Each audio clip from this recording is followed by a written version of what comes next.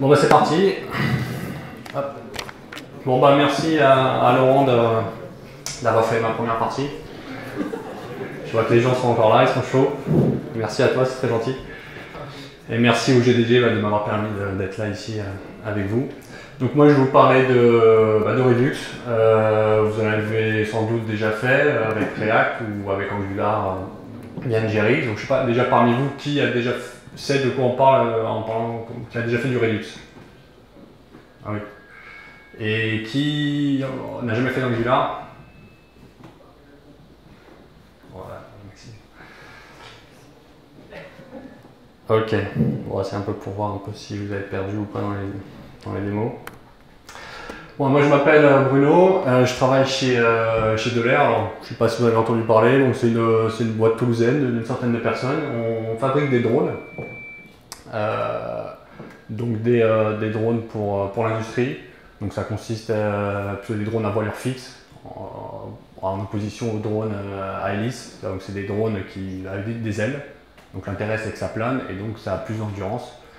Et donc on peut faire des choses différentes par rapport aux drones à hélice. Alors on ne fait pas que des drones, on a aussi une plateforme SaaS, donc qui va permettre de faire de l'acquisition des données des drones. Donc, les drones de l'air, mais également ça peut être n'importe quel type de drone, même un drone particulier. Et avec ces images, on va pouvoir les traiter et les visualiser sur une plateforme web avec des outils de collaboration. Vous allez pouvoir annoter des points défectueux sur des éléments, vous allez pouvoir commenter, mentionner d'autres personnes, lancer des traitements d'analyse sur les photos, faire des changements de détection, aller compter des palmiers dans une forêt, compter des plants dans un champ d'agriculture, aller calculer la pente pour un camion dans une mine. Bon, voilà, vous avez plein de choses à faire à ce niveau-là. Et aujourd'hui, on a signé un partenariat avec Intel qui va commercialiser cette plateforme. Et donc, on cherche à se renforcer. Donc, on recrute pas mal. Donc, je vous invite à aller voir le site de l'air. On a pas mal de postes ouverts sur toutes ces technos. Donc, moi, je m'occupe de la partie web. Donc, mais il y a aussi également une partie pour le traitement d'images. Donc là, c'est plutôt du Python, du C++, du machine learning, TensorFlow. Enfin, je vous laisse aller voir le site pour voir un peu les mots-clés. Puis on a aussi une partie infrastructure, donc c'est toute la partie DevOps. Donc là, c'est plutôt Docker, Consul, Volt. Voilà, tous ces mots-là vous disent quelque chose. Bah, n'hésitez pas à y aller. Voilà, on fait même du Docker en prod. Voilà, donc on les met sur la table chez Delair. Je vais pas prendre ça peut-être. Ouais. Ça fait un bruit bizarre. Ouais, c'est plus pour les démos, quoi. Ah. Mais je te le tiens. Je le mettrai pour la démo. Ouais. Allez hop. Exactement. C'est une bonne idée. Voilà. Ça sera mieux, je pense. Bon, hop, voilà. Donc le constat actuellement, c'est qu'on a des applications web de plus en plus compliquées. Donc ça, on s'en est tous rendu compte. D'ailleurs, on parle même plus on parle de web app, on parle plus de site web. Donc c'est que vraiment, on fait vraiment des grosses applications. Ce qu'on faisait avant côté en client riche ou client lourd il y a quelques années, on le fait aujourd'hui sur un browser et avec du JavaScript. Bon, ouais, on m'aurait dit ça il y a 15 ans quand j'avais 20 ans. J'y aurais pas cru, mais aujourd'hui, voilà, on fait même des applications client riche, client lourd avec du web qu'on fait tourner dans du Electron, etc. Donc, on a vraiment des applications de plus en plus complexes et donc il faut pouvoir gérer cette complexité. Dans nos applications, tout est connecté à tout, ça devient de plus en plus complexe. Vous avez des composants qui affichent plusieurs composants qui affichent les mêmes infos, tout est lié. Enfin voilà, sauf si bien sûr vous faites des écrans crudes, mais voilà, là je parle d'application web, c'est vraiment tout est connecté. Vous avez un état de l'application qui change beaucoup et qui vient de différents endroits. Où vous avez l'état côté serveur, l'état côté client, vous avez des données en cache, vous avez des données qui viennent du WebSocket en live, vous avez des données qui sont créées en local, liées à l'interface graphique, et puis vous avez aussi les données qui sont dans l'URL. Il faut aussi considérer ça comme les informations de l'état de l'application. Et puis vous arrivez à un moment où dès que vous avez touché à quelque chose dans votre application, ça va faire péter quelque chose ailleurs. Et des fois, on s'en sort plus, ça tourne en rond.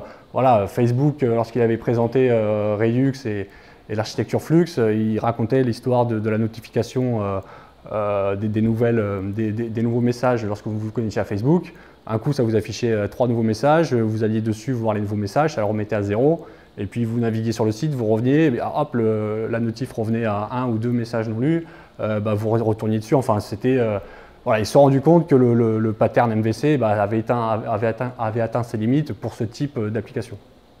Donc ils ont cherché une solution et ils sont tombés, donc ils ont proposé Redux, donc qui est un framework JavaScript qui va permettre de gérer l'état applicatif, l'état de votre application de manière plus prédictible. Et donc pour ça, ils se sont inspirés sur différentes architectures et sur différents concepts existants. Donc principalement l'architecture Flux, donc, qui est une architecture qu'ils ont définie chez Facebook, qui permet d'avoir un flux unidirectionnel des données. C'est-à-dire que les données elles vont les composants vont communiquer entre eux toujours dans le même sens. Il n'y a pas de double data binding ou des choses comme ça. Les données, c'est toujours dans le même sens, toujours, on sait d'où ça vient, c'est plus prédictible également. Il n'y a pas de surprise. Vous avez également l'architecture CQRS. Donc là, CQRS, c'est Dr. Read et Mr. Write. Donc c'est en gros, on va séparer tout ce qui est écriture de tout ce qui est lecture. Parce que ce sont deux choses complètement différentes, avec des besoins différents. Lorsque vous faites de l'écriture, vous allez avoir des besoins de transaction, vous allez avoir des besoins de cohérence, d'intégrité, de normalisation, alors que quand vous faites de la lecture, vous n'avez plus tous ces besoins-là. Donc on sépare bien les deux choses, c'est des modèles complètement différents. Et donc ça, c'est quelque chose qui est important dans Redux aussi. Vous avez l'event sourcing, donc là, c'est de gérer les changements de votre application comme une séquence d'événements. C'est-à-dire qu'on ne se préoccupe plus de l'état de l'application, on veut surtout savoir comment on y est arrivé. Donc par une suite d'événements, on est arrivé à l'état actuel de l'application. Donc c'est très important. Et puis vous avez les immutables, enfin je dirais plutôt l'immutabilité. Donc c'est le fait que vos objets, après les avoir créés, ne soient plus modifiables. Donc ça va permettre de la performance et ça va permettre également plus de cohérence et faciliter le debugging. Donc voici à peu près les concepts. C'est assez simple. Vous avez votre interface graphique, vos composants qui vont émettre l'intention, enfin des intentions, des intents, des actions. Voilà, je veux faire ceci. Donc c'est via des actions. Les actions, elles, vont modifier l'état de votre application via des réducteurs. Et à chaque fois que votre application et l'état de votre application est modifié, ça va redéclencher les composants graphiques qui se sont abonnés sur les changements de votre état. Alors, avec Redux, vous avez 3 principes fondamentaux. Donc, le premier, c'est que votre état, qui est la seule source vraiment de vérité de votre application, va être géré de manière simple, va être stocké avec un POJO, donc ce qu'on appelle un POJO, un Plain Old JavaScript Object. Donc c'est un objet basique JavaScript, juste avec des propriétés, des valeurs et des tableaux, donc pensez à un format JSON. Et ça va permettre d'avoir l'état stocké de manière simple. Ici, par exemple, on peut imaginer une application qui va lister des to-do. L'état de votre application, ça consiste en ça. Donc en un tableau de to-do avec le texte, un booléen, un champ pour vous dire si la tâche elle est complète ou pas, et puis éventuellement un filtre pour indiquer comment on souhaite filtrer les to-do. Est-ce que je vais afficher tous les to-do? Est-ce que je vais afficher juste ceux qui sont complétés ou ceux qui sont encore actifs? Voilà, donc là, avec cet état-là, va vous représenter, il faut imaginer une application web qui va afficher qui va être représentée par cet état-là. Il faut savoir aussi que l'état est en lecture seule, donc c'est le principe d'immutabilité. Donc la seule façon de pouvoir modifier cet état, vous n'allez pas pouvoir faire state.toto égale tata n'importe où dans le code, il va falloir passer par une action. Et il n'y a qu'en passant par une action que vous allez pouvoir mettre à jour votre état. Donc, par exemple, une action, c'est rajouter un to-do avec donc, ce qu'on appelle le payload, donc c'est les propriétés, les paramètres d'une action. Donc l'action, vous aurez toujours un type et les paramètres d'entrée. Donc là, par exemple, pour un to-do, on va prendre un texte et Là, vous avez un autre exemple avec le changement de filtre. Donc là, le deuxième, c'est que vous allez vouloir changer le filtre d'affichage des to-do et vous voulez que vous affichez uniquement que les to-do qui sont complets. Et ensuite, vous avez donc les réduceurs, donc qui vont permettre, qui vont être les seuls éléments qui vont permettre de modifier votre état. Donc ça, ce sont des fonctions pures. Alors, qu'est-ce qu'on entend par fonction pure? C'est des fonctions qui vont toujours envoyer la même chose si vous leur donnez en entrée les mêmes infos. Si par exemple votre fonction va faire des appels réseau ou qu'elle se base sur une variable globale, déjà on ne peut plus la considérer comme pure parce que si vous l'appelez 2 fois de suite, elle peut vous renvoyer 2 résultats avec les mêmes paramètres. Si vous l'appelez 2 fois de suite avec les mêmes paramètres, elle peut vous renvoyer 2 résultats différents. Alors que là, une fonction pure, non, vous êtes sûr que si vous l'appelez avec le paramètre 1 et que la fonction elle rajoute 1 au paramètre d'entrée, vous êtes sûr qu'il vous rappellera toujours, vous renverra toujours 2. Donc voilà à quoi ressemble un réduceur. Vous allez parcourir tous les différents types d'actions et voir et vous permettre de faire de mettre à jour l'état. Donc on va toujours renvoyer, on ne va pas modifier l'état en cours, on va toujours renvoyer un nouvel objet pour l'état.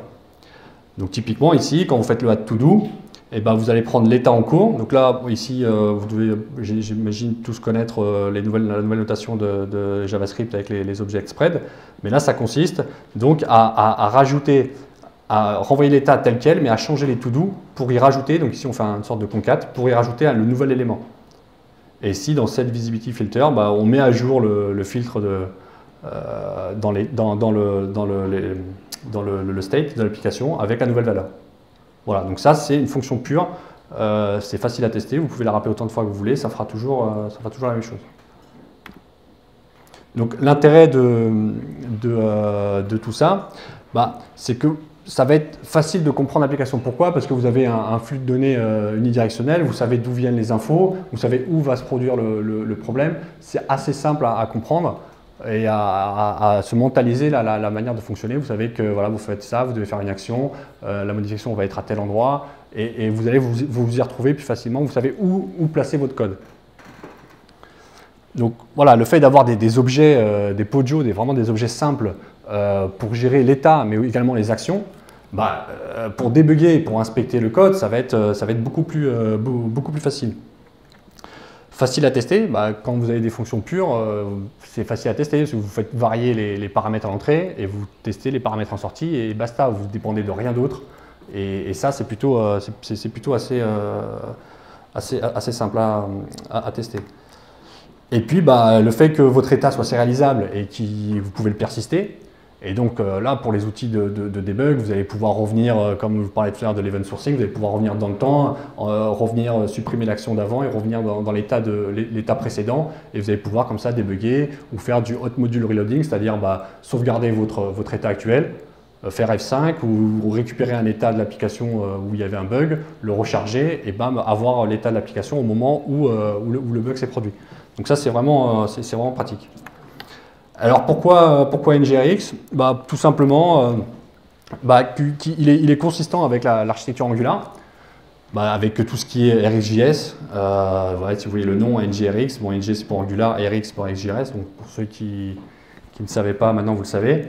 Et voilà, ça se colle vraiment bien à toute la partie programmation fonctionnelle et réactive d'Angular, avec le Async Pipe, le RxJS, le OnPush, stratégie. Voilà, tout ça, c'est vraiment bien lié et on va le voir tout de suite.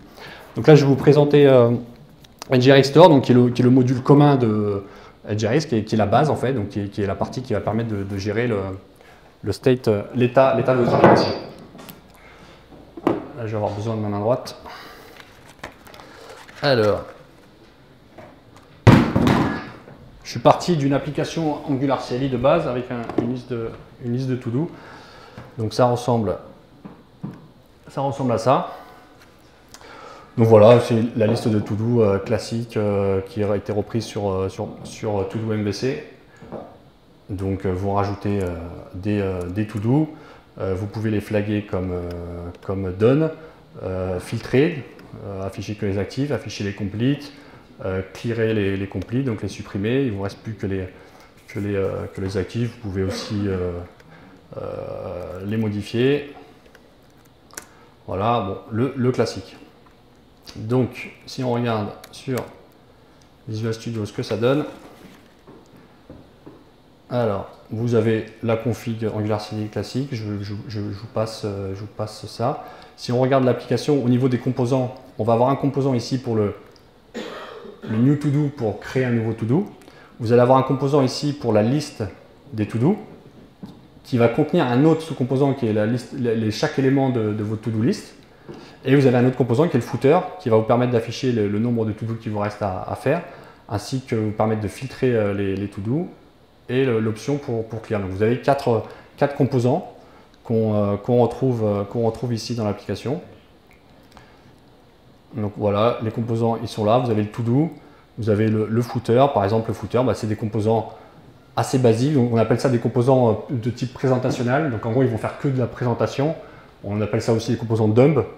Voilà, donc ça c'est typiquement le composant footer, il va vous prendre à l'entrée le nombre de to do qui vous reste, le filtre actuel, pour savoir lequel on va sélectionner. Tu peux modifier le zoom level pour que les gens puissent voir un peu de loin. Je vois pas. Ça va pas être Ouais, possible. vas-y. Pour moi, Je vois même pas où faire ça. CTRL plus. Ok. Sinon, tu as zoom level dans les préférences et tu peux mettre 1, 2, 3, 4. Comme ça c'est bon, parce qu'après je vais splitter en deux. C'est pas mal. Ça va? Moi je l'ai.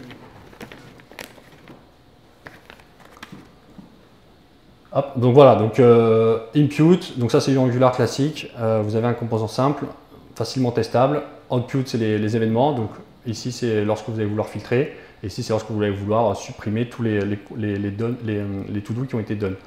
Voilà, donc là vous avez le footer, le new to-do qui est dans le même style, le to-do list, donc si on regarde vite fait, voilà pareil, vous avez en input vous avez la liste des to-do en entrée, et en sortie vous pouvez avoir le fait de le flaguer en done ou undone, et le fait de le mettre à jour ou de le supprimer. Voilà, c'est assez simple. Et ensuite, vous avez un autre composant qui, lui, va gérer tout ça, qui est un composant de type container, qu'on va voir un peu plus tard, qui est là. Mais avant ça, on va aller regarder la configuration du store. Donc, vous avez comme action, dans votre application, vous avez ces actions-là.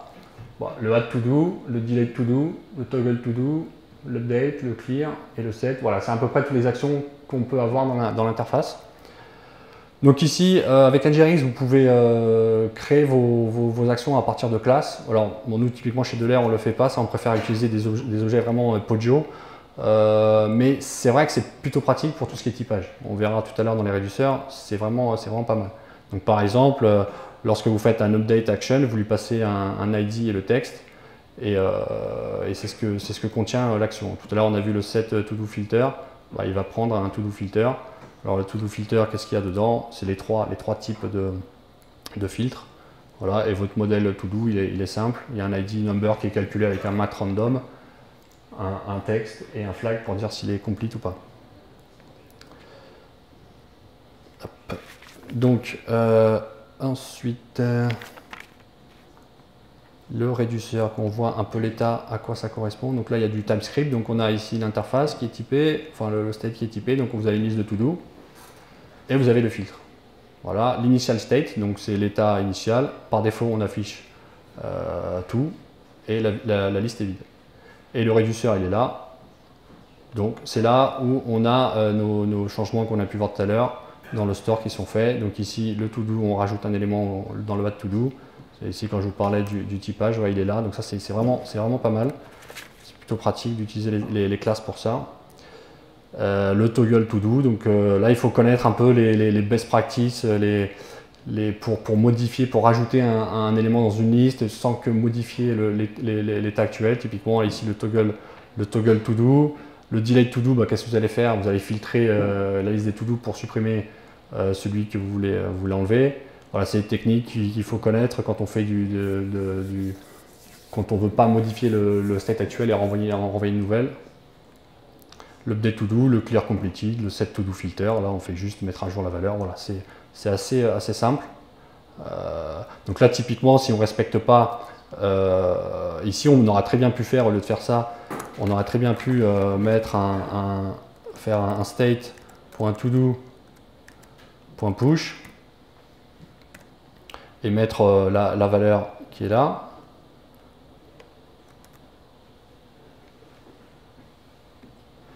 On peut très bien faire quelque chose comme ça. Mais si vous faites ça,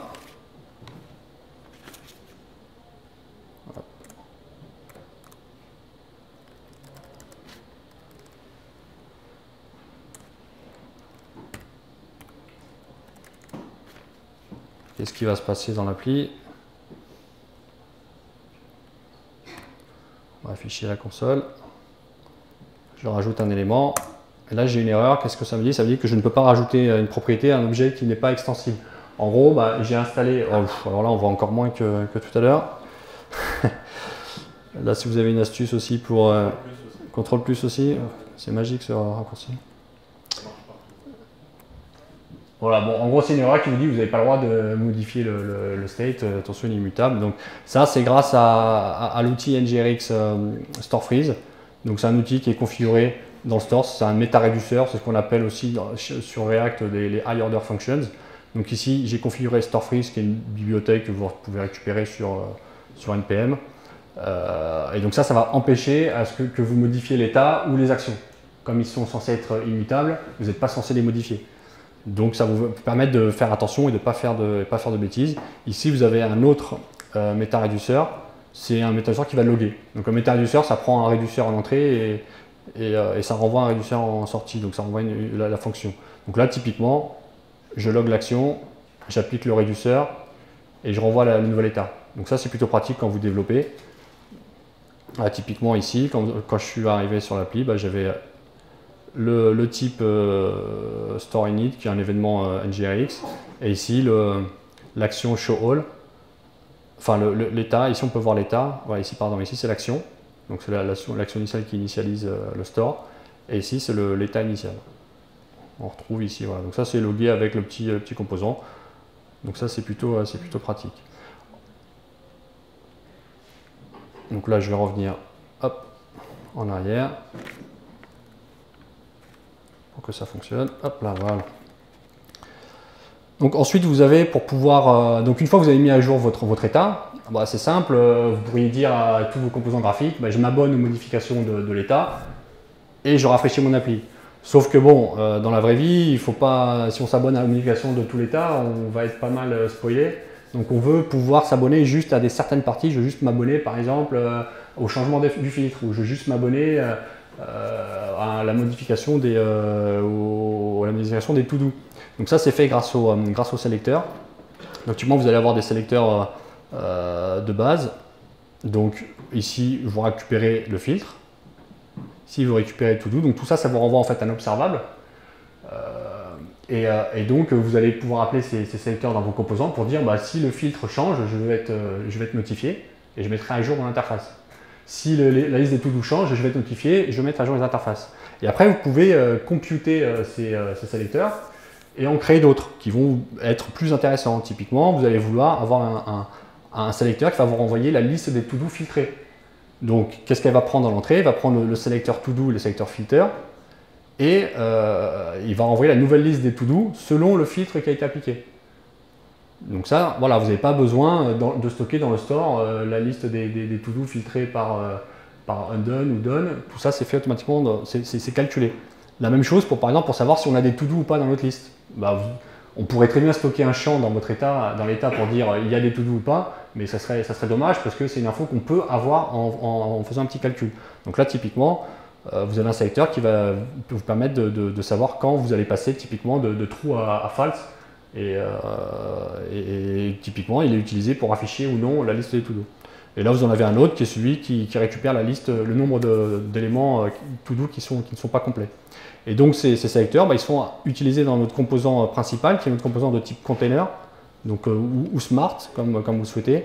Et là, c'est assez basique. Bah, typiquement, voilà, on a des observables et on va s'abonner donc aux 4 événements qui nous intéressent, de savoir si on a des to-do, de savoir le nombre de to-do undone, le filtre actuellement utilisé et la liste des to-do filtrés. Et ça, donc, ça va être utilisé dans notre interface pour nos composants. Donc ici, vous avez le new to-do, vous avez la liste des to-do qui va prendre en entrée mes to-do, et dans le footer, vous avez besoin du undone to-do count. Et le footer, on va l'afficher que si il y a des to-do. Et c'est là où on voit l'intérêt d'Angular aussi, c'est le PyPy 5. Bah, si vous regardez mon code, il n'y a aucun subscribe ou unsubscribe. Depuis tout à l'heure, on utilise RxJS, mais il n'y a aucun subscribe, aucun unsubscribe, il n'y a pas à se préoccuper de tout ça. C'est fait automatiquement grâce au PyPy 5, et ça, c'est plutôt pas mal. Et ensuite, bah, le composant, qu'est-ce qu'il fait? Bah, il fait juste des selects sur l'état, il va être notifié, et puis il dispatche des actions. Et puis voilà, bah, typiquement, tous les événements de mes composants sont ici. Le onAddToDo, il dispatche l'action addAction, le onToggle, il dispatche le toggle action. Bon, c'est assez peut-être verbeux, mais au moins c'est clair. C'est un peu, il y a beaucoup de copier-coller, on va dire. C'est assez, mais au moins, c'est voilà, votre composant, il est pur en quelque sorte. Il ne fait que sélectionner, faire des selects sur votre état et dispatcher des actions. Et ça, c'est plutôt intéressant.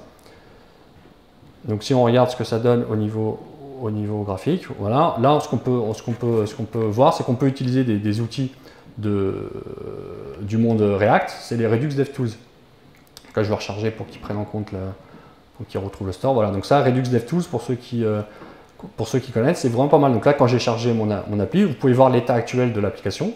Bah, typiquement, dans mon store, j'ai ma liste de to-do qui est vide et j'ai le fil qui est à show all. Si je rajoute un élément dans ma liste, l'état a été modifié, vous voyez ici, hop, et j'ai un nouvel élément dans ma liste to-do qui est là. Et vous pouvez afficher juste les diffs. Voilà, ici on voit automatiquement qu'il y a un nouveau to-do qui a été rajouté. Typiquement, si je le marque en done, paf, là il vous dit dans l'état, dans le state, qu'est-ce qui a changé entre avant et après.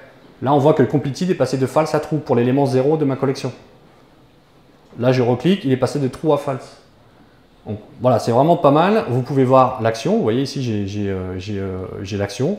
Vous pouvez même, si vous voulez, bah, décider vous-même si vous voulez tester une action, bah, vous allez hop, copier-coller cette action. Vous allez faire ici un dispatcher. Vous allez mettre le code de votre action. Hop, je vais retoggler je fais un dispatch. Et hop, mon to-do est repassé en mode done. Vous pouvez faire vraiment pas mal de choses. Vous pouvez aller voir un peu, aller dans l'historique. Hop, et vous pouvez aussi faire du time travel debugging, ce que je vous ai dit tout à l'heure. Vous allez pouvoir revenir dans le temps et revenir dans l'état d'avant en jouant. Vous voyez là, ça modifie et on peut naviguer comme ça dans votre application. Donc c'est vraiment intéressant d'avoir ce type d'outil côté front. Là, si je filtre par exemple, pareil, là j'ai eu le set filter qui a été déclenché, le show all est passé à show active. Donc ça, c'est vraiment intéressant. Là, on pourrait imaginer, typiquement, les modifications sont très simples. Imaginons ici que je complete cet élément, que je vais dans completed, et que là, j'appuie sur clear complete. Donc là, le but, c'est de supprimer tous ceux qui sont complete. Donc imaginons que lorsque je fais un clear complete et que je suis sur le filtre complete, bah, je souhaite dire, bon, bah, il faudrait revenir sur le all, parce que ça ne sert à rien de rester sur le complete. Faire une modif comme ça devient vraiment très simple. Bah, vous allez dans votre réduceur, vous dites bah, qu'est-ce qui se passe lorsque je fais un clear complete. Et bah, je veux aussi mettre à jour mon filtre. Et donc là, ça devient très simple. Vous faites alors mon filter. Alors si le filtre actuel est égal, et là, hop, TypeScript, oups, CTRL V, c'est pas bon, je voulais faire un CTRL espace pour qu'il me propose les choix. Donc si mon filtre actuel est en show completed, alors je renvoie, je veux en fait qu'il me mette show all. Sinon, bah, on touche à rien et on laisse la valeur actuelle. Hop, si je reviens, il me recharge l'appli. Donc je rajoute A, B et C. Je complete celui-là, je vais dans completed. Et là, dès que je clique sur clear complete, paf, il me bascule sur all. Et ouais, en une ligne de code, on peut facilement, simplement jouer comme ça. Et là, on peut voir sur l'état que qu'est-ce qu'il a fait. Il a mis à jour la liste des to-do. Il a supprimé celui qui était complete, le premier élément, enfin celui qui était deuxième dans la liste, et il a basculé le filtre de show complete à show all. Donc vous voyez qu'on peut faire vraiment des choses assez simples et surtout prédictibles assez simplement, quoi. Ça fait beaucoup de simple là, je trouve. On va revenir ici. Donc je vous parlais des sélecteurs. Donc voilà, les sélecteurs, ils vont faire des calculs. Le but, c'est de stocker dans l'état, dans le store, le minimum d'infos. C'est typiquement, vous n'allez pas stocker, on n'allait pas stocker le nombre le nombre total de to-do, alors qu'on peut faire un to-do.lang à partir du tableau. Donc le but, c'est vraiment d'éviter de stocker dans le store le plus d'infos. Les secteurs, ils sont des fonctions pures, donc elle n'est pas recalculée à chaque fois. Donc s'il y a un de ces arguments qui change, ça va être recalculé, mais sinon, c'est la même donnée, la même réponse qui va être envoyée. Donc là, on parle de mémorisation. Donc voilà, si je fais l'appel 2 fois, si je m'abonne sur le get as to do et que j'ai 2 to do et que j'en supprime un, le get as to do, il ne va pas être déclenché, il sera toujours à true et donc il ne sera pas déclenché. Donc votre interface graphique, elle ne se mettra pas à jour à cause de ça. Parce que c'est pas lié. Et les sélecteurs sont composables, donc on l'a pu le voir, vous pouvez créer un sélecteur à partir d'autres sélecteurs et c'est ce qui va permettre d'optimiser un peu un petit peu tout ça. Alors les effets, c'est ce qui va permettre de gérer tous les effets, les side effets comme ils disent dans NGRX. En gros, vous allez vouloir appeler une requête réseau, vous ne pouvez pas faire ça dans votre réduceur parce que votre réduceur il est pur, donc vous ne pouvez pas faire des appels réseau dedans. Vous voulez éviter aussi de faire ces appels-là dans votre composant graphique. Vous voulez vous abonner à des WebSockets, vous allez faire ça aussi dans les effets. C'est des sources d'actions qui viennent d'ailleurs que de l'interface graphique. Donc ça va vous permettre d'écouter les actions. Donc je vais vous montrer un peu ce que ça donne. Donc là, je vais passer par...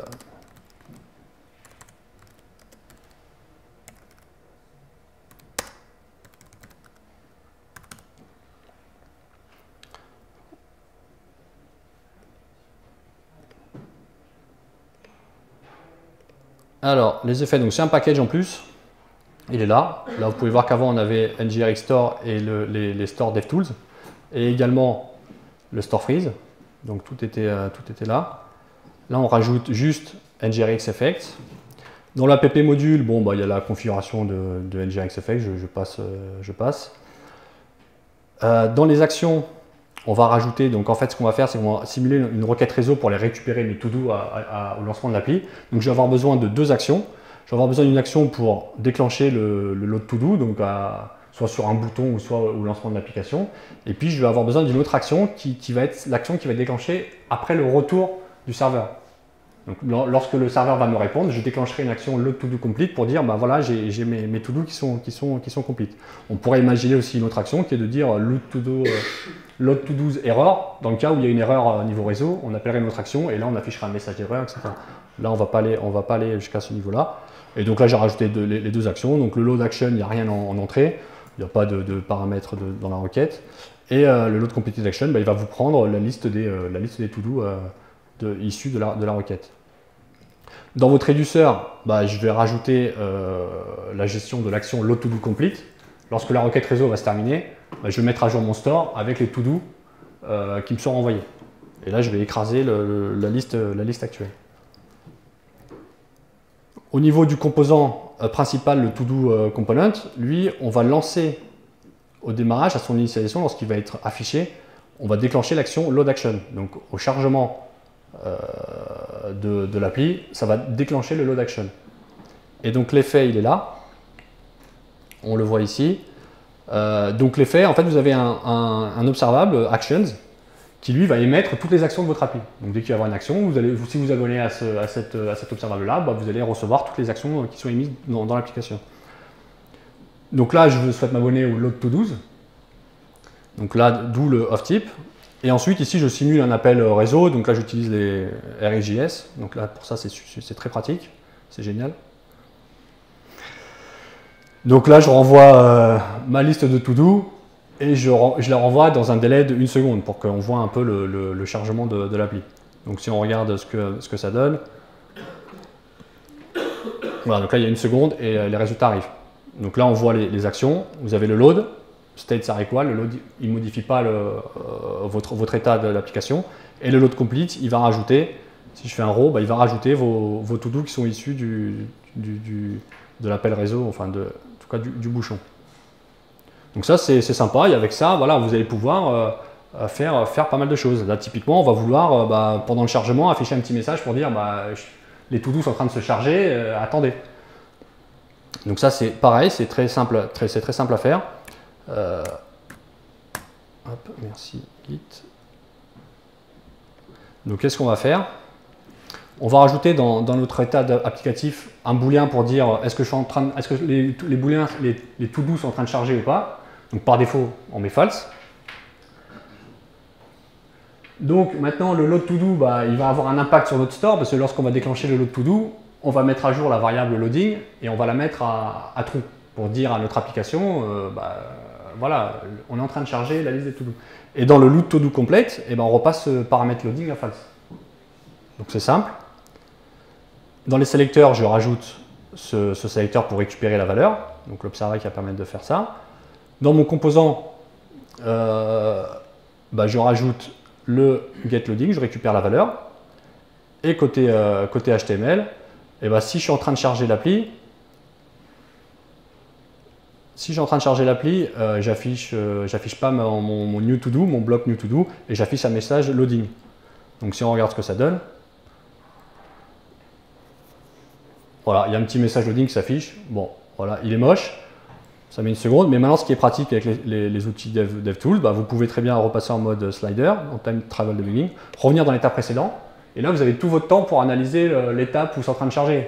Donc là, typiquement, je peux aller faire un petit coup d'inspect, inspecter, je peux aller voir, aller essayer de styler mon truc, me dire tiens, si je rajoute la classe new to do, ça va peut-être être plus joli.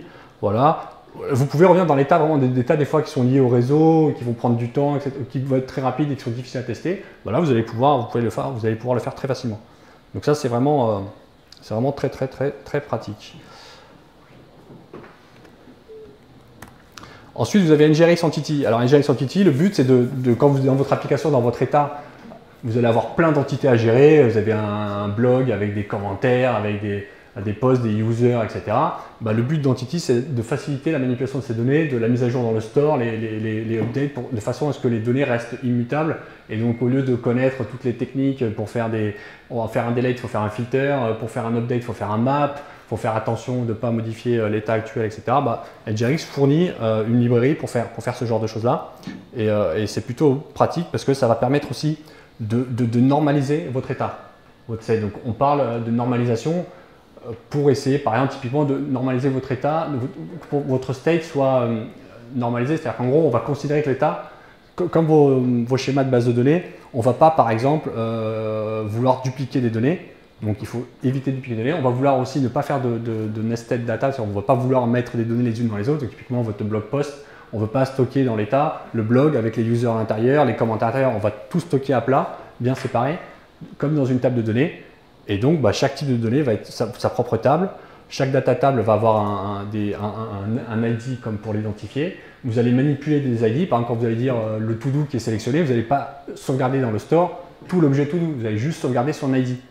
Et si vous voulez récupérer tout le to-do, vous allez faire un sélecteur qui va prendre en entrée cet ID et qui va prendre en entrée la liste des to-do et va vous renvoyer le to-do associé. Et typiquement, pour faire du sort, vous allez juste stocker les ID. Et donc, NGRX Entity va pouvoir gérer tout ce genre de choses-là plus facilement pour vous.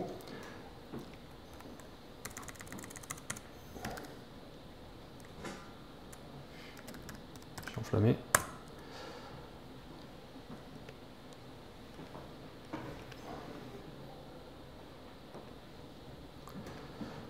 Donc, c'est un nouveau package à rajouter. Vous l'utilisez ou pas, vous pouvez faire sans. Voilà. J'ai mis à jour le modèle pour ajouter une petite date de création.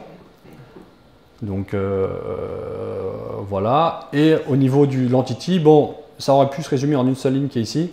Mais là, c'est un peu pour vous montrer un peu ce que ça fait. En gros, si vous voulez, il va normaliser votre état, c'est-à-dire qu'il va stocker les informations d'une façon différente. Typiquement, vos listes de to-do. Vous voyez, il va vous stocker les ID des to-do. Alors, je vais en mettre un autre.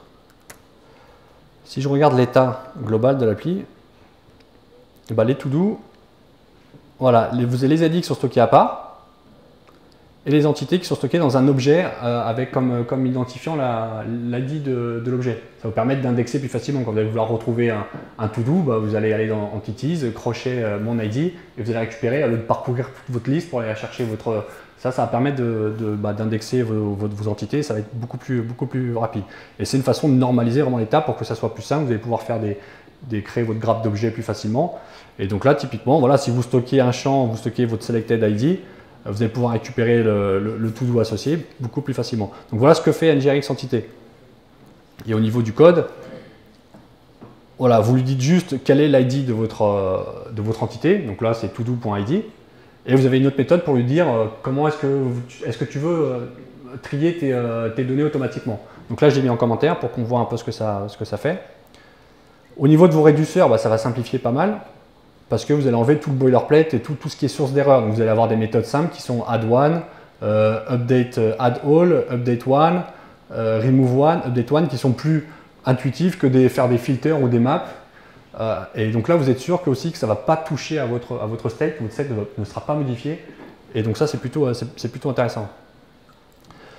Dans les effets, bon, j'ai rajouté la date de création. OK. Et dans le sélecteur, là, c'est pareil. Donc NGRX Entity va vous fournir des sélecteurs de base.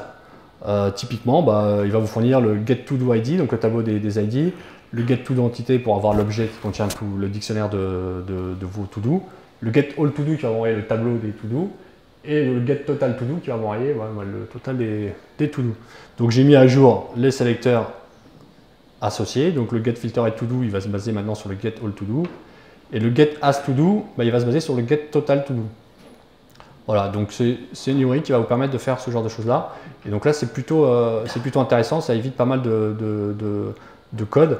Et ça vous évite surtout beaucoup d'erreurs. Et ça vous permet, typiquement, on va mettre le sort là, de gérer ce genre de choses-là plus... Wow, je viens de faire une connerie là. Je sais pas quel raccourci sur quel raccourci j'ai cliqué, mais...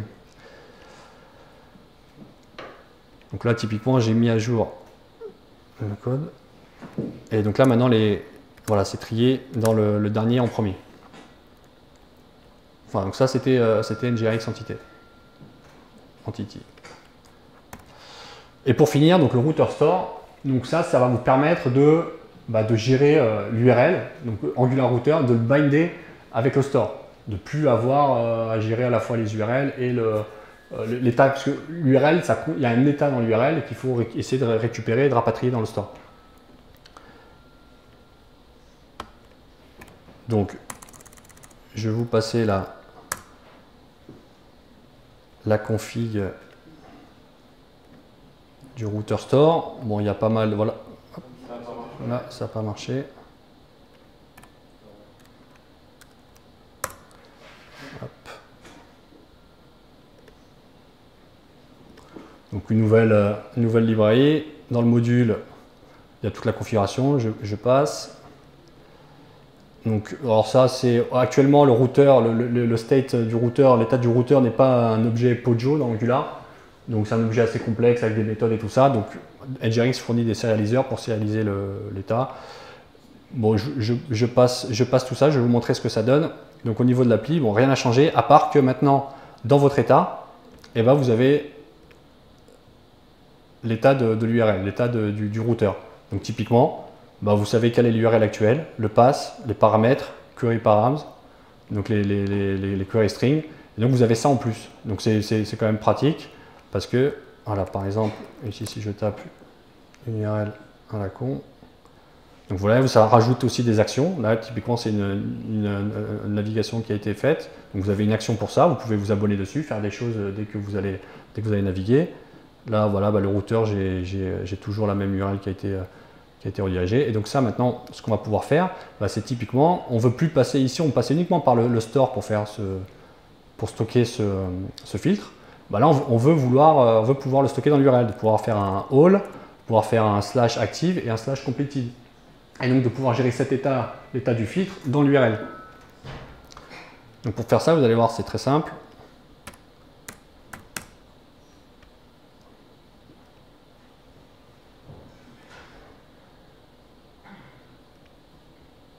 Donc dans mon module, j'ai configuré les routes. Donc maintenant, vous avez une route avec un paramètre à la racine. Donc ici, maintenant, vous avez all. Quand je clique sur active, vous avez active, completed, voilà, vous avez compris. Et puis si je tape active là, je vais arriver sur la page. Si la personne passe par l'URL et qui fait un copier-coller de l'URL, vous arriverez directement sur la liste des to-do filtrés. Et donc, quelles sont les modifs qui ont été faites? Typiquement déjà, Bah, dans le store, j'ai plus besoin dans le store et to-do, j'ai plus besoin du filtre. Je peux le supprimer parce qu'il est dans le state géré par le routeur, il est dans l'URL. Donc j'ai pas besoin de l'avoir ici.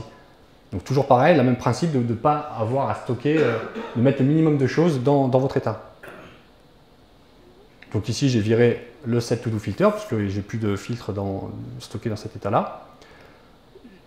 Et la difficulté, elle va être ici, c'est que bah, mon get filter, donc le raw selector, je ne l'ai plus, parce que j'ai plus l'état, j'ai plus le champ state.filter dans mon state. Par contre, j'ai un nouveau calculated selector, un nouveau computed selector, qui va en fait aller chercher dans le router state.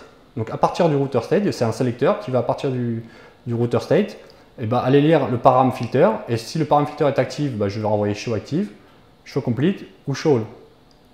Donc je vais aller lire dans l'état du routeur les informations dont j'ai besoin. Et dans les effets, c'est là où va se produire la magie, c'est que je vais écouter mon action set to do filter. Et lorsque j'ai un set to do filter, et ben si la valeur c'est show active, je navigue vers activate. Si c'est show complete, je navigue vers completed, etc. Bon là, j'aurais pu me passer d'avoir des variables qui changent et d'utiliser les mêmes. Mais bon voilà, le but c'est de comprendre. Et donc là, donc ça fonctionne nickel. J'ai plus dans mon store le filtre au niveau des to-do. Il va être calculé à partir des informations qui sont dans le routeur. Vous voyez ici dans le state, j'ai URL active, j'ai les params filter active. Donc ça c'est router store qui me fait ça. Et dans la liste des to-do, j'ai plus mon état filter.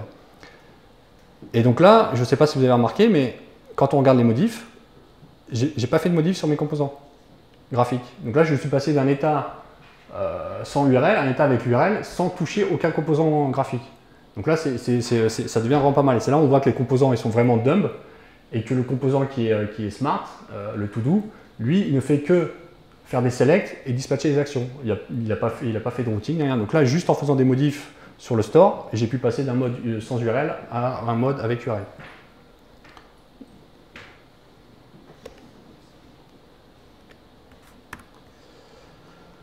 Conclusion, bah, vous n'êtes pas obligé d'utiliser Redux. Donc ça, c'était le fameux article d'Alain Abramov, le concepteur, un des co-auteurs de Redux.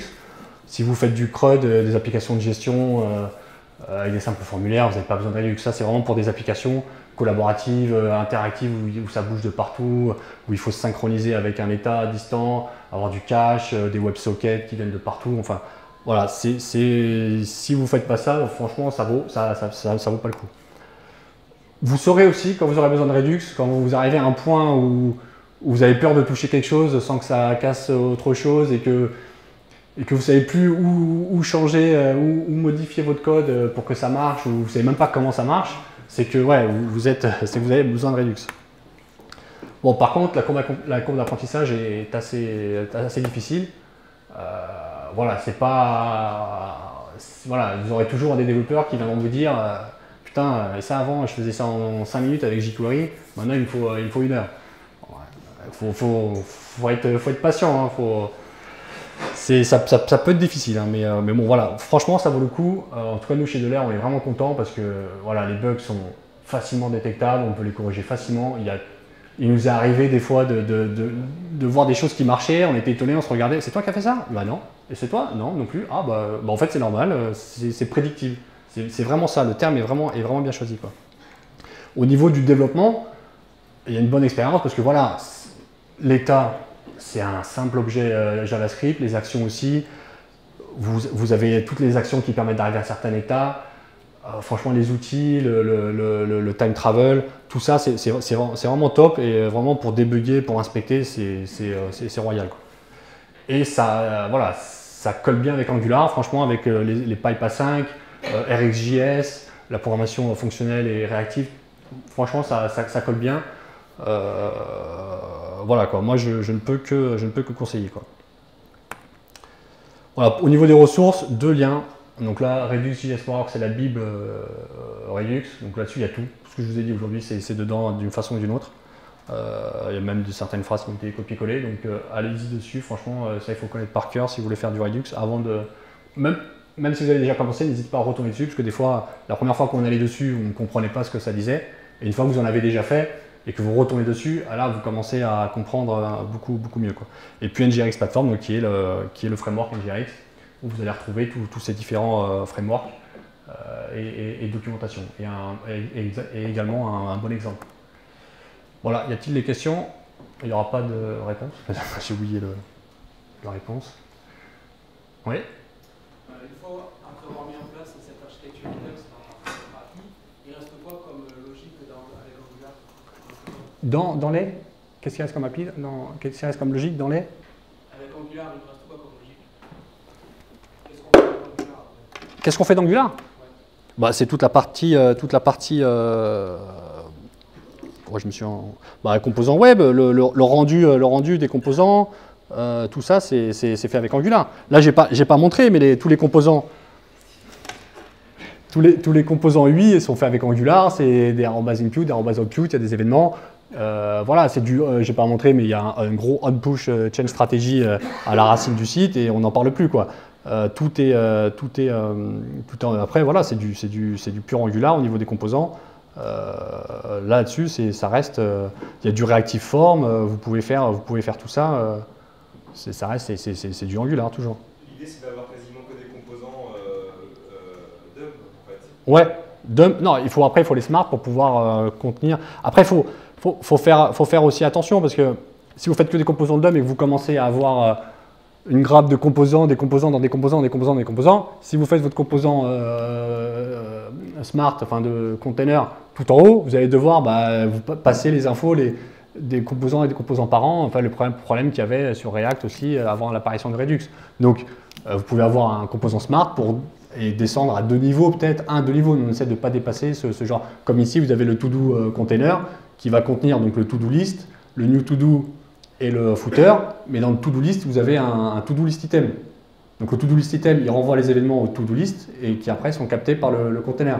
Mais on aurait très bien pu imaginer encore plein de niveaux qui descendent, mais ça on évite. On met toujours un petit smart, un composant smart à un endroit qui va être plugué avec le store.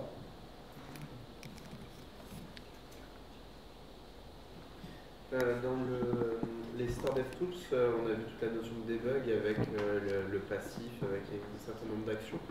On a moyen facilement de sortir ces données, ces actions faites par un utilisateur, potentiellement en prod, pour pouvoir les exploiter dans notre... Ouais, le but, voilà, ici vous avez des boutons import et export. Le but, c'est, on peut très bien imaginer, nous, on pense par exemple avec du Google Analytics à envoyer à chaque fois qu'il y a une action, à envoyer l'action, le nom de l'action. Comme ça, vous pouvez tracer ce que fait l'utilisateur. Vous pouvez imaginer, lors d'une exception, d'une erreur côté, on a essayé de faire ça avec Sentry, lorsque vous avez une erreur côté front, de stocker l'état actuel du store et de le mettre en base de données. Et comme ça, vous savez quand il y a une erreur, vous allez récupérer le store, vous vous rechargez et vous pouvez reproduire exactement, vous retrouvez exactement l'état de l'application au moment du bug. Donc tu évoques que vous avez essayé avec Sentry Parce que Sentry, il ne permet pas de stocker plus de 256 caractères, donc on va le stocker en base de données. On va juste stocker un ID et après, à partir de cet ID, on va récupérer les données. Mais on n'a pas pu le faire directement parce que bon, le store, il grossit pas mal au bout d'un moment. Mais c'est faisable.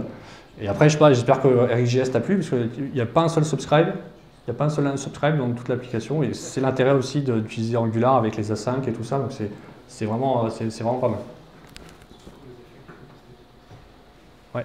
J'ai une question en fait. Je suis convaincu par RxJS avoir pratique. On m'a fait remarquer plusieurs fois qu'il y a quand même pas mal de boilerplate pour écrire les actions et tout. C'est vrai. Et il y a Marval, NX, ils ont sorti des extensions. Est-ce que tu as eu le temps juste d'essayer ou est-ce que tu as des solutions pour éviter un peu ce boilerplate? Tout ce qui est les schématiques et tout ça, non, ça j'ai pas eu le temps d'essayer. Mais moi, c'est vrai que ça peut être verbeux, mais c'est simple. Donc, pendant que vous développez, des fois c'est le moment où vous faites le copier-coller, où votre cerveau se repose un peu. Et c'est pas gênant. Franchement, c'est pas gênant. Et pour reviewer, ça se review assez facilement. Chaque chose est à chaque endroit. Le seul truc, et encore ça, avec 5 lignes, c'est réglé, c'est que lorsque vous êtes, le seul truc qui pourrait être supprimé, c'est typiquement ici, il y a pas mal de code. C'est qu'ici, on pourrait, et ça existe, créer petite annotation qu'on irait mettre. Parce qu'ici, vous voyez, il y a une duplication. Dès que vous vous abonnez au store, il faut avoir la variable ici et cette ligne. Donc là, c'est un peu Des fois, on supprime cette ligne-là et on supprime pas celle-là. Bon, bah, là, on pourrait très bien avoir, et ça existe, vous mettez une petite annotation avec ce code-là, avec ça, avec le nom du sélecteur. Et voilà, ça permettrait de supprimer. Moi, c'est le seul vraiment problème que j'ai, c'est ça. C'est que des fois, voilà, le développeur il va supprimer cette ligne-là, mais il oublie de supprimer celle-là. C'est pas bien grave, mais voilà, on en est à ce niveau-là de qualité, quoi. Et au niveau des actions, moi, je vous l'ai dit tout à l'heure, on n'utilise pas encore les classes, parce que dans TypeScript 2.8, ils vont faire en sorte qu'on pourra typer les réducteurs, on pourra savoir quelle est l'action parce que ici, vraiment, c'est vraiment pratique d'avoir... on sait qu'on est dans un update to do, donc on sait que quand c'est un update to do, on a le texte, l'ID. On sait que quand on est dans un clear completed, bon bah là il n'y a rien dans clear completed, donc ça, on sait que quand on est dans action, dans un toggle to do, on a l'ID du to do qu'on veut toggler, enfin qu'on veut passer à done ou undone. Donc ça c'est pas mal. Ça nous on l'a pas, on est obligé typiquement de déclarer ici le action.payload et de dire que c'est un...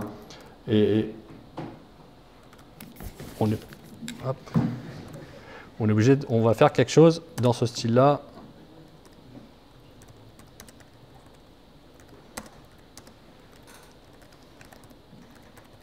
Bon, c'est pas... Voilà, mais ça, rien ne nous dit que le payload, ça va vraiment être un booléen. Donc les classes, pour ça, c'est vraiment pas mal. Mais apparemment, avec TypeScript 2.8, il y a quelque chose qui arrive qui va nous permettre de faire ce genre de choses-là. Mais sinon, voilà, franchement, moi, le boilerplate, je ne l'ai pas vu. C'est carré, chaque chose est à sa place. C'est industriel, vous pouvez mettre plusieurs devs derrière. Ils vont s'y retrouver, il n'y aura pas trop de... Dès qu'il y a certaines règles qui sont posées, ça roule, quoi. Vous avez testé un peu la scalabilité sur la JRX Entity? Parce que alors, des ID, ouais, alors, bah, il y a eu des premières. La première version a été un peu buggée parce que typiquement, quand vous sortiez par exemple, vous faisiez un sort sur la liste, ça vous mettait à jour la liste des ID. Enfin, typiquement, si vous mettiez à jour un élément dans votre to-do, ça mettait à jour aussi la liste des ID.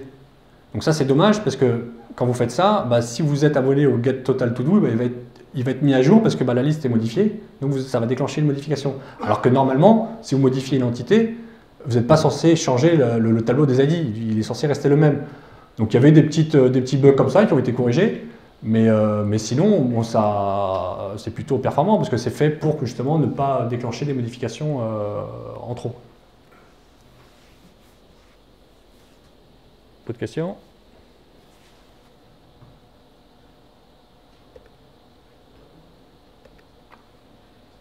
Bon, des retours de gens qui ont fait du Redux React? Moi, le seul problème que je trouve avec ça, c'est que la convention qui est utilisée avec les import étoiles là, ouais. Ça marche pas trop parce que quand tu fais de l'AOT, que tu publies des livres, souvent c'est bugué. Tu as l'erreur, je sais pas, is the provider is undefined. Ouais, bon, non, on n'a pas eu de soucis là-dessus. Enfin, quand tu parles de import au niveau cela.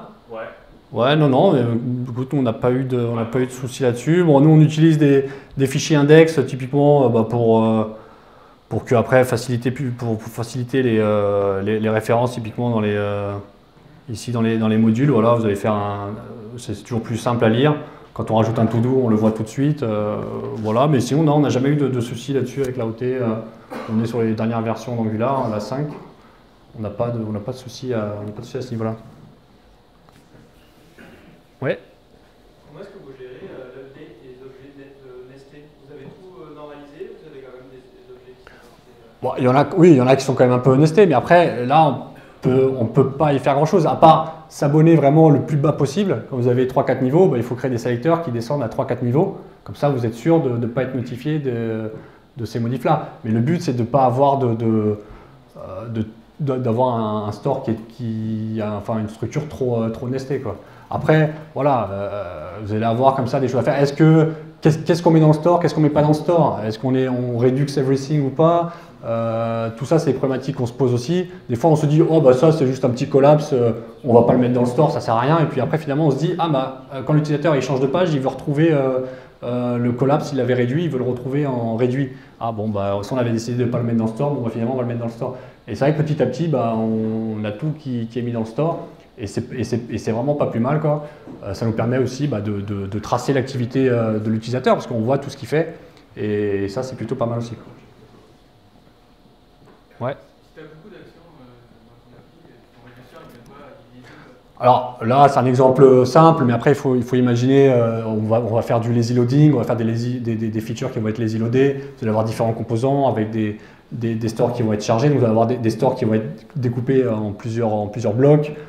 Donc voilà, il faut découper, hein. C'est sûr que là, c'est un seul composant, il faut imaginer plusieurs stores bien séparés, distincts, avec des réducteurs séparés, des actions qui sont séparées.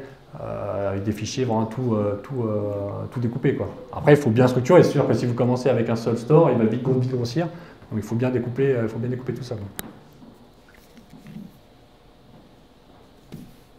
Ouais. Est-ce que vous avez eu un débat entre le router store et les resolvers, par exemple? C'est vrai que les resolvers, on dit toujours que c'est anti-NGRX, c'est pas dans le... Nous on l'utilise, hein, mais c'est vrai que c'est pas approprié pour faire ça. On utilise plutôt le can activate parce que on le sait avant de naviguer si on peut y aller ou pas. Mais avec le resolve, ça marche très bien. Enfin après c'est un peu plus touchy, c'est-à-dire que quand vous êtes dans le resolve, vous allez déclencher l'action, par exemple le load to do, et attendre qu'il y ait un load to do complete qui arrive et pour déclencher le resolve.